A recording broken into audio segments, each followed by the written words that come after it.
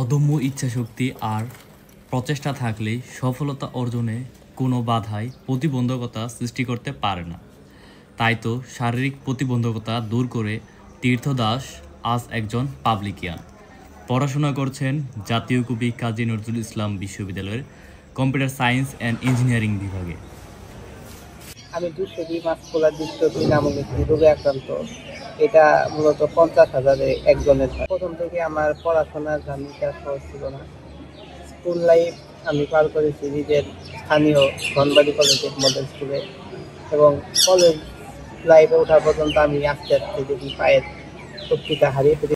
অদম্য ইচ্ছাশক্তি, কঠোর মনোবল, পিতামাতা, শিক্ষক ও বন্ধুবান্ধবদের অনুপ্রেরণা তীর্থকে তৈরি করেছে অদম্য ও প্রতিরোধ্য। প্রথমে ওইভাবে ভাবি না যে পাবলিক বিশ্ববিদ্যালয়ে এইভাবে পড়া হবে।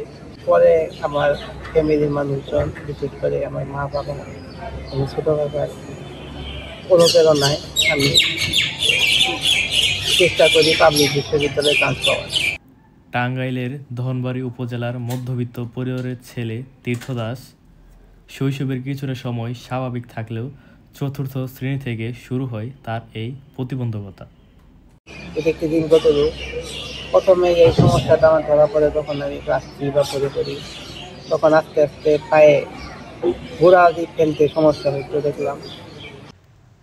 দেশের সুনামধন্য ডাক্তাররাও এই রোগ চিহ্নিত করতে ব্যর্থ হন। পরবর্তীতে তার পরিবার দেশের বাহিরের ডাক্তারের শরণাপন্ন হন। সেইখানে রোগটি প্রথমবারের মতো চিহ্নিত করা যায় এবং ডাক্তারের পরামর্শ অনুযায়ী চিকিৎসা শুরু হয়। প্রথম থেকে আমার স্কুল কলেজের বন্ধুরা শিক্ষকরা সবাই আমাকে নানাভাবে সহযোগিতা করতো, এবং আশেপাশের যারা আমার প্রতিবেশী আছে তারাও সবসময় আমাকে উৎসাহ দেওয়ার চেষ্টা করতো।